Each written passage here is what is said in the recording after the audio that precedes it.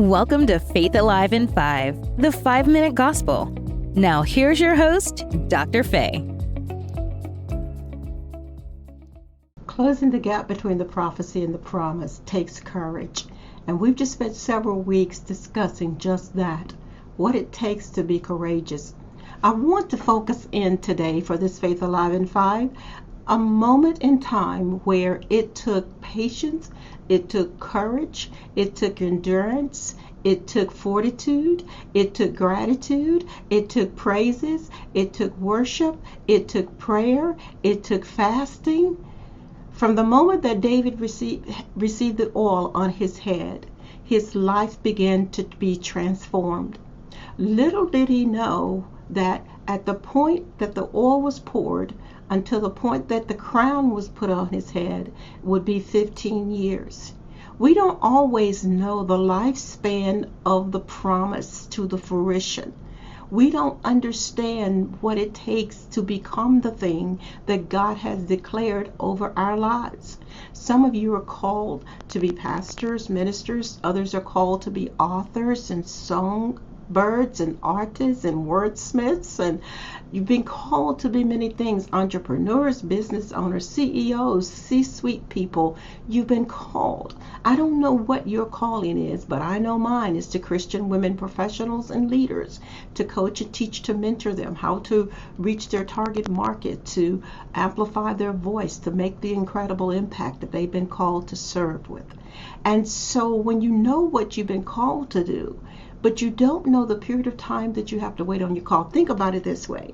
When we were enrolled in kindergarten, 12th grade looked like it was forever away. Matter of fact, from kindergarten level, you don't even think about 12th grade. You're just thinking about snack time, nap time. You're in kindergarten mode. And as you get older, you start thinking about the things that are applicable to that surrounding or that setting. And as you get to be in high school, you think about the things that are relatable to high school, college, and so forth, and life and so forth. So in the realm of spirit, when God speaks to you, He's speaking to you of where He has called you to be. Not to where you are at the moment. When David had received the oil, he was still shepherding his father's flock. But yet, in the midst of his shepherding sheep, he was being prepared to shepherd the sheep of God. Don't discount or discredit your current positioning in life. Maybe you're at a job. It's called Jesus on board. And whatever it may be, it is preparing you for your next step in life.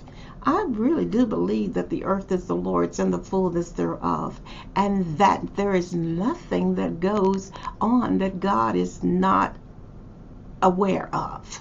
We may not understand why He allows certain things, but it doesn't mean that He doesn't know about it. So the oil and the crown were 15 years apart. Somebody say the oil and the crown was 15 years apart. The day that David received the crown upon his head, he had stories, he had testimonies, he had been a refuge, he had been in bondage, he had been chased by Saul, he had been in war zones, he had succumbed to living in places that he didn't want to live in, but the oil was still on his head, and the calling was still there. You may not feel like there's a crown in your future. You may not feel like there's a robe in your future or a scepter of authority in your future, but I am here to tell you that the moment that your head received the oil, there were plans for your future already being architected. There were plans for your future already being created. I want to encourage you today. Don't forget the promise of the crown. Regardless of what you're going through right now, it may have been years, it may have been decades. The promise is still sure. There came a moment that the crown did find its assignment upon David's head. And your crown will find its assignment upon your head. And your stories will be for your glory and His praise. And don't forget that you are chosen. I'm Dr. Faye, your pastor coach, and I appreciate you tuning in today. Shout out to all of our local pastors. I appreciate every one of you who are standing for the cause of Christ. I know the buildings may divide us, but our hearts should unify us. So God bless each and every one of you. My prayers and thoughts are with you today. You can give at happychurchinternational.com. That's happychurchinternational.com.